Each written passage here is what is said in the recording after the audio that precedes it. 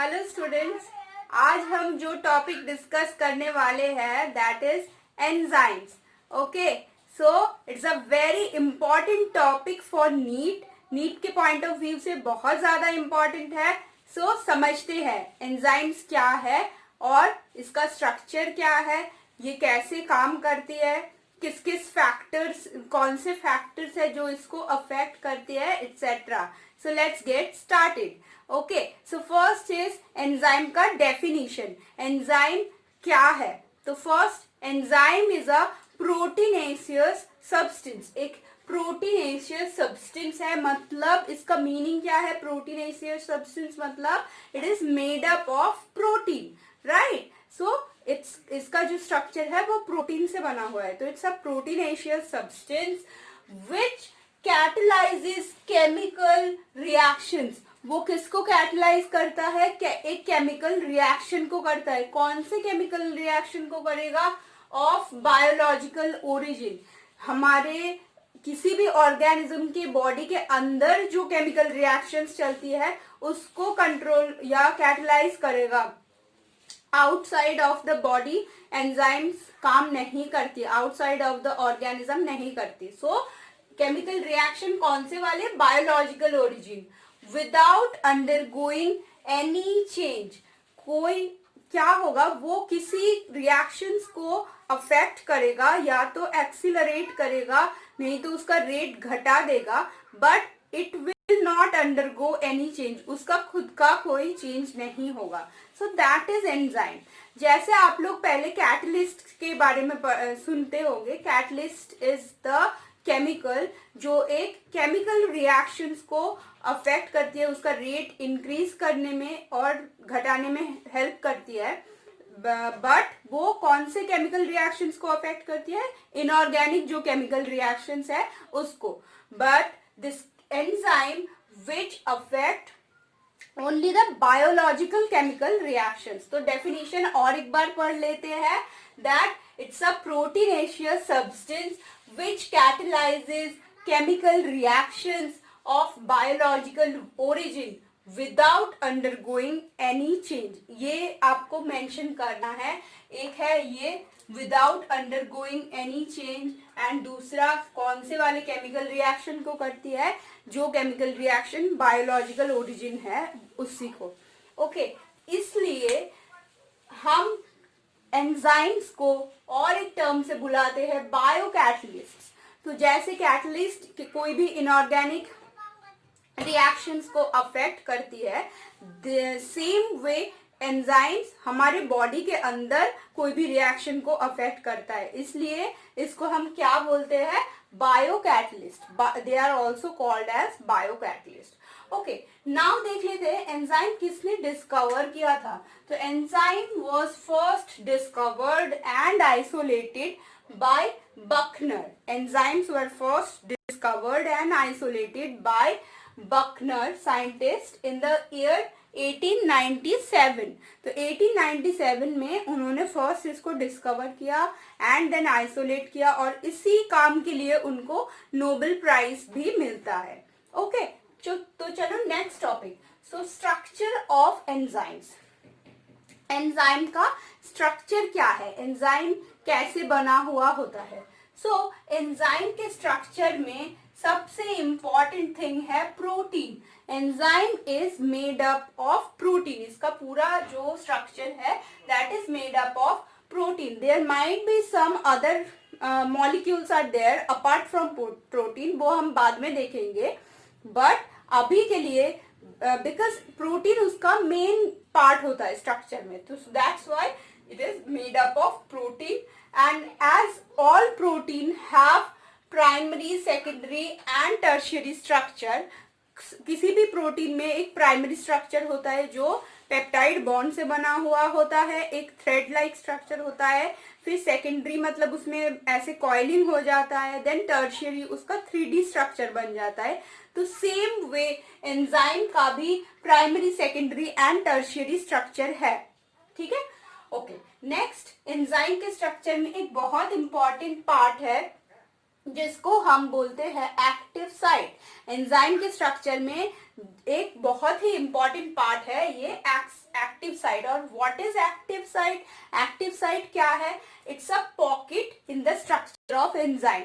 Enzyme के structure में एक पॉकेट लाइक स्पेस है जो एक्टिव साइट हम उसको बोलते हैं। और इसका सिग्निफिकेंस क्या है, क्यों इतना इंपॉर्टेंट है एक्टिव साइट?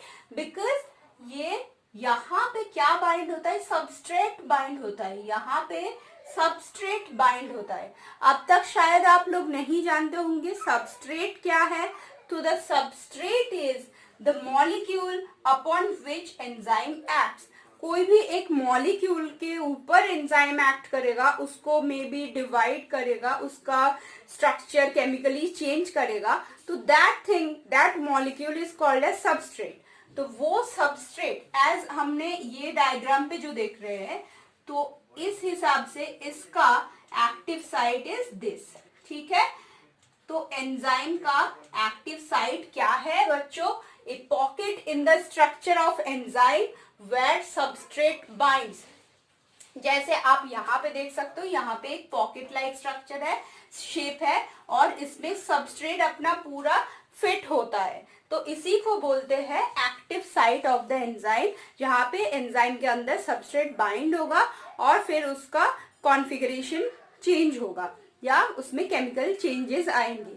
ओके, ठीक है। नेक्स्ट, सम न्यूक्लियोटाइड्स बिहेव लाइक एंजाइम। ये एक एक्सेप्शन काइंड ऑफ बोल सकते हो। मोस्टली हमने क्या देख लिया, एंजाइम किस चीज से बना हुआ है? प्रोटीन से बना हुआ है। But there are some enzymes जो न्यूक्लियोटाइड से भी बना हुआ होता है। न्यूक्लियोटाइड क्या है, हमने अपने पहले एक वीडियो में डिस्कस किया है, प्लीज आप उसको गो थ्रू करिए, आपको पता चलेगा। मैं लिंक डाल दूंगी ऊपर, तो आप उसको देख लीजिएगा। न्यूक्लियोटाइड्स से जो एंजाइम्स बने हुए हैं उसको हम बोलते हैं राइबोजाइम्स। ओके, सो जो एंजाइम्स, अगर आपको पूछे MCQ, those enzymes which are formed with the nucleotides, तो आपको बताना है, मतलब ऑप्शन चूज करना है राइबोजाइम, राइट? ओके, चलो next, enzymes are sensitive to heat. किस चीज से सेंसिटिव है एंजाइम? हीट से। हीट जब बहुत ज्यादा इंक्रीज होता है फॉर मोस्ट एंजाइम्स, उसका स्ट्रक्चर क्या होता है? ब्रेक हो जाता है, डीनेचर हो जाता है। उसको हम बोलते हैं साइंटिफिकली डीनेचर हो जाता है या ब्रेक हो जाता है, और वो कैनॉट एक्ट, ये एक्ट नहीं कर सकता तब। तो enzymes are sensitive to heat, और इसका एक्सेप्शन भी है, लिविंग वर्ल्ड में ही इसका एक्सेप्शन है। जो कुछ ऑर्गेनिज्म में ऐसे एंजाइम्स हमको मिलते हैं जो बहुत हाई टेम्परेचर पे वो एक्टिव रहते हैं। तो वो एंजाइम्स क्या है? दोज एंजाइम्स आर एक्चुअली जो थर्मोफिलिक ऑर्गेनिजम्स है। थर्मोफिलिक आप समझ ही सकते हो, थर्मो मतलब टेम्परेचर, फिलिक मतलब लविंग। तो जो ऑर्गेनिजम्स बहुत हाई टेम्परेचर में रहते हैं, जैसे आपका थर्मल वेंट्स हो गया, वहां पे जो ऑर्गेनिजम्स रहते हैं, वो उसमें जैसा एंजाइम रहता है, वो एंजाइम बहुत हाई टेम्परेचर पे भी उसका शेप या फंक्शनिंग चेंज नहीं होता, वो एज इट इज रहता है। तो ये एक एक्सेप्शन हो गया, that thermophilic organisms have some enzymes which do not affected by increase of the heat. Okay, so ये आपने अब तक डेफिनेशन हमने डिस्कस किया और structure of the enzyme discuss किया। एंजाइम के स्ट्रक्चर में पूरा ये प्रोटीन से बना है, एंड देन उसके जो भी टेक्निकलिटीज, एक्टिव साइट क्या है, ये सब हमने देखा। तो प्लीज आप इसको नोट डाउन करिए, then we are moving to the next topic. Okay, okay बच्चों, so next topic हम जो डिस्कस करेंगे इसी में, that is chemical nature of enzymes। और इसमें बहुत सारा important points आपको मिलेंगे जो नीट के बेसिस से बहुत important है। तो फर्स्ट हम देखेंगे, according to the chemical nature of enzyme, enzyme can be of two types, दो टाइप का हो सकता है। First one is simple enzyme and then conjugate enzyme. So simple enzyme is only made up of protein, सिर्फ वो protein से ही बना हुआ होगा, प्रोटीन के अलावा उसमें और कुछ नहीं होगा। ठीक है, next one is conjugate enzyme. So conjugate enzyme किस चीज से बना होगा? कॉन्जुगेट एंजाइम के स्ट्रक्चर में दो पार्ट होगा, two parts are there. Okay, so first part is apoenzyme. Apoenzyme मतलब enzyme which is made up of protein. तो प्रोटीन पार्ट जो है इन अ conjugate enzyme is called as apoenzyme. And the next part जो कि एक non protein part होगा, that non protein part is made up of is called as cofactor. So the protein part is apoenzyme, non protein part को हम बोलेंगे cofactor. And cofactor can be of two type. दो type का हो सकता है. It can be organic, it can be inorganic. तो एक ऑर्गेनिक मॉलिक्यूल हो सकता है, एक इनऑर्गेनिक मॉलिक्यूल हो सकता है कोफैक्टर. तो ये चीज पहले समझ लो दैट टू पार्ट से बना होगा कॉन्जुगेट एंजाइम. कॉन्जुगेट मतलब क्या, उसमें कुछ ज्वाइन है, दो पार्ट है और जो आपस में ज्वाइंड है, उसी को कॉन्जुगेट बोलते हैं. कॉन्जुगेट वर्ड का मीनिंग. सो एपो एंजाइम मतलब प्रोटीन पार्ट, कोफैक्टर मतलब नॉन प्रोटीन पार्ट, और उसमें भी दो टाइप्स हो सकते हैं, ऑर्गेनिक या इनऑर्गेनिक. मतलब हाँ, सो एपो एंजाइम प्लस कोफैक्टर, ये दो चीज को हम साथ में बोलेंगे hollow enzyme. Apo enzyme plus the cofactor which is forming the conjugate enzyme. तो इसको दोनों को साथ में मिला के हम बोलेंगे holoenzyme. Holoenzyme. Okay, चलो. सो फर्स्ट ये कोफैक्टर का देख लेते हैं. एपो एंजाइम में बताने लायक कुछ ज्यादा डिटेल में नहीं है, that is protein part only, protein से बना हुआ है. बट ये जो कोफैक्टर है, कोफैक्टर में कोफैक्टर का नेचर कैसा होगा, वो स्मॉल होगा. साइज में एपो एंजाइम से कोफैक्टर छोटा होगा, स्मॉल होगा. Okay, most of the part in a hollow enzyme is protein in nature. तो वो हम देख सकते हैं. और छोटा पोर्शन होगा कोफैक्टर. तो small heat stable part, heat से वो स्टेबल है, हीट से अफेक्टेड नहीं होता कोफैक्टर.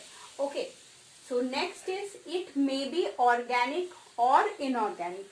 ये कोफैक्टर जैसे मैंने वहां पे बोला, इट मे बी ऑर्गेनिक और इनऑर्गेनिक. नाउ देख लेते हैं ऑर्गेनिक कोफैक्टर्स. अभी ऑर्गेनिक कोफैक्टर के दो टाइप्स है. अच्छे से समझना, थोड़ा कंफ्यूजिंग लग सकता है आपको, बट धीरे धीरे आप समझोगे जैसे मैं बता रही हूँ, it will be easy. Okay, so organic cofactor is coenzyme. दो जो टाइप्स है उसका, वन इज कोएंजाइम और दूसरा है prosthetic group. Right, so first one is coenzyme जो इजीली सेपरेबल ऑर्गेनिक कोफैक्टर है. ऐसा कोफैक्टर जो एक ऑर्गेनिक मॉलिक्यूल से बना हुआ है, but it will be easily separable. Easy से वो छूट जाएगा, सेपरेट हो जाएगा. लूजली बाइंड है, एक्चुअली लूजली बाइंड है किसके साथ, एपो एंजाइम के साथ. तो उस कोफैक्टर को हम बोलेंगे कोएंजाइम. ओके, और प्रोस्थेटिक ग्रुप, प्रोस्थेटिक ग्रुप क्या है, ये फर्मली अटैच्ड होगा, बहुत फर्मली अटैच्ड होगा टू द एपो एंजाइम और द प्रोटीन पार्ट, एंड ये इजीली सेपरेट नहीं होगा. तो आप समझ सकते हो कोएंजाइम मतलब वो लूजली बाइंड होगा एपो एंजाइम के साथ, एंड प्रोस्थेटिक ग्रुप क्या है, वो इजीली सेपरेट हो जाएगा एंजाइम के स्ट्रक्चर एपो एंजाइम से. हाँ, सॉरी, इजीली सेपरेट नहीं होगा. सो अभी हम एक थोड़ा सा कंपैरिजन देख लेते हैं. फर्स्ट हमने देखा एपो एंजाइम एंड कोएंजाइम का कंपैरिजन देखते हैं. तो एपो एंजाइम क्या है, प्रोटीन पार्ट है. कोएंजाइम क्या है, it's a non protein but organic part. Non protein inorganic part नहीं है, नॉन प्रोटीन ऑर्गेनिक पार्ट है. Apo enzyme is large in size, size में बड़ा होगा. कोएंजाइम क्या होगा, साइज में छोटा होगा, small in size. Apo enzyme क्या है, थर्मोलेबाइल है, मतलब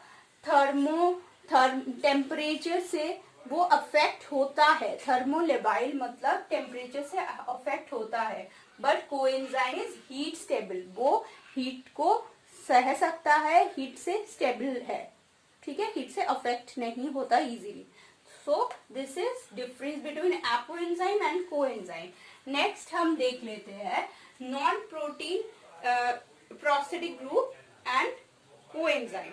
सो प्रोस्थेटिक ग्रुप ये क्या है, नॉन प्रोटीन ग्रुप है which is attached firmly to the apoenzyme. Apoenzyme के साथ प्रोस्थेटिक ग्रुप क्या है, फॉर्मली अटैच्ड है, बहुत फॉर्मली अटैच्ड है, इजीली सेपरेट नहीं होगा। और coenzyme non protein part attached loosely to the apoenzyme, apoenzyme के साथ लूजली अटैच्ड है, इजीली सेपरेट हो जाएगा। और एग्जाम्पल है यहाँ पे प्रोस्थेटिक ग्रुप का हीम, जो हीमोग्लोबिन में होता है, heme part is prosthetic group, and coenzyme का है NADP प्लस, NADP प्लस, ये सब है कोएंजाइम का example. Okay, so I think ये आप लोगों को क्लियर हुआ है। एंजाइम के स्ट्रक्चर में और भी जो इम्पॉर्टेंट टॉपिक्स है, actually these are very important. ये prosthetic group, coenzyme, cofactor itself क्या है, तो आप लोग इसका स्क्रीनशॉट ले लो या नोट बना लो, then will continue to the next topic.